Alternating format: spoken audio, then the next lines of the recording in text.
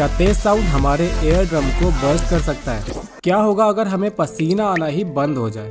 और क्या होगा अगर हमारी बॉडी की सारी बोन्स एक साथ टूट जाएं? इसी तरह के काफ़ी सारे अमेजिंग और लेस नोन फैक्ट्स शेयर करेंगे हम आज के इस एपिसोड में। दोस्तों, आप देख रहे हैं ब्रिंग मी फैक्ट सीरीज का एपिसोड नंबर 14। तो चलिए बताते हैं आपको आपकी बॉडी के बारे में ऐसे ही फैक्ट्स और शुरू करते हैं आज का ये एपिसोड।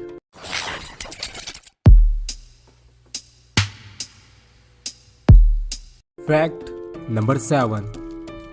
क्या आपको याद है लास्ट टाइम आपने नेल्स कब कट किए थे? ऑफ कोर्स याद ही होगा। कुछ लोगों को नेल्स बड़े रखने का शौक होता है। स्पेशली कुछ लड़कियां नेल्स बढ़ाना बहुत पसंद करती हैं। बड़े नेल्स पर अलग अलग तरह की आर्ट तो आपने देखी ही होगी, पर क्या आपने कभी सोचा कि क्या होगा अगर हम अपने नेल्स को काटना ही बंद कर दें? वैसे हमारे नेल्स की ग्रोथ काफ़ी स्लो होती है। अप्रॉक्स 1 सेंटीमीटर बढ़ते हैं 3 महीने में। पर क्या होगा अगर हम सालों साल तक नेल्स को काटे ही ना? हमारे नेल्स के बढ़ने के साथ ही बैक्टीरिया, फंगस और इन्फेक्शंस भी बढ़ने लग जाते हैं। बाकी की प्रॉब्लम की बात ना ही करें तो बेहतर है। आप खुद ही समझ सकते हैं कि बड़े नेल्स से और कितनी प्रॉब्लम्स हो सकती हैं। श्रीधर चिल्लल का नाम Guinness book of world record में दर्ज है। श्रीधर ने 66 साल तक अपने नाखून नहीं काटे। इन्होंने अपने नाखून 1952 में बढ़ाने शुरू किए थे और 2018 में काटे। इनके लेफ्ट हैंड के नेल्स की लेंथ 909 सेंटीमीटर थी।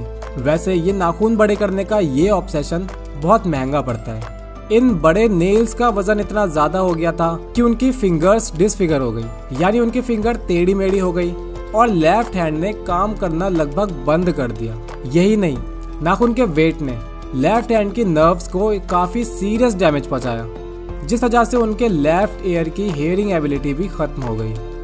तो नेल्स बड़े करने का शौक आपको काफी भारी पड़ सकता है। चलिए देखते हैं फैक्ट नंबर 6। 2 महीने बेड पर रहने के बदले नासा आपको 15 लाख रुपए दे रहा है। तो बचपन में सुबह स्कूल जाने के वक्त हम सभी ने कभी ना कभी सोचा ही होगा, काश हमें सुबह सुबह उठना ना पड़ता। अच्छा होता कि हम इसी बेड पर हमेशा सोते ही रहते, कोई हमें उठाने नहीं आता, यहीं पर खाना खाते और वापस यहीं पर सो जाते। ये तो हो गई बचपन की बात। काफी सारे लोग अब भी यही सोचते होंगे। खैर, आप नासा से 15 लाख रुपए जीतने के सपने देखना शुरू करो, उससे पहले आपको बता देते हैं कि ह्यूमन हाइबरनेशन कितना खतरनाक हो सकता है। लंबे टाइम तक बेड पर ही रहने पर हार्ट रेट काफी तेज हो जाता है, like 150 beats per minute. Blood flow रुक जाता है, स्पेशली हिप्स, टेलबोन और शोल्डर्स का। 2 महीने बाद आपकी बॉडी पूरी तरह से लूज और यूजलेस हो जाती है, क्योंकि बेड पर हम 10 से 15% स्ट्रेंथ हर वीक लूज कर देते हैं। इसके अलावा मेंटली एक्टिव नहीं रह पाते, मसल्स का लॉस हो जाता है और फैट गेन हो जाता है, जो आपके लिए जानलेवा साबित हो सकता है। तो 2 महीने बेड पर रहकर 15 लाख कमाने से बेहतर है घर से बाहर जाइए और 2 साल में 15 लाख कमा लीजिए। Fact number 5। म्यूजिक हम सभी को पसंद होता है। कुछ लोग लंबे टाइम तक ईयरफोन लगा कर रखते हैं, तो वहीं कुछ लोग स्पीकर्स में लाउड साउंड सुनते हैं। दोनों ही कंडीशंस में आपने अपने पेरेंट्स से सुना ही होगा कि इतना म्यूजिक मत सुना करो, बहरे हो जाओगे। आपके पेरेंट्स की ये बात काफी हद तक सच भी है। एयर ड्रम एक थिन टिश्यू होता है जो एयर कैनल को मिडल एयर से अलग करता है। लंबे टाइम तक लगातार एयरफोन्स में लाउड म्यूजिक सुनना आपकी हियरिंग एबिलिटी को खत्म कर सकता है और आपके एयर ड्रम को डैमेज कर सकता है। इसके अलावा अचानक से आने वाला तेज साउंड भी एयर ड्रम को डैमेज कर देता है। वैसे म्यूजिक के अलावा कुछ और कॉमन आदतें हैं जो एयर ड्रम को नुकसान पहुंचाती हैं। वो है कान में ऑब्जेक्ट डालना, उसकी सो कॉल्ड सफाई करने के लिए पेंसिल, कीज, हेयर पिन जो भी मिलता है, लोग उससे कान साफ करना शुरू कर देते हैं। और सभी लोगों को एयर वैक्स निकालना बहुत सेटिस्फाइंग लगता है, पर यह आपके एयर ड्रम को सीरियसली डैमेज कर सकता है। अपने एयर ड्रम को ठीक रखिए और इन आदतों से दूर रहिए। Fact number 4।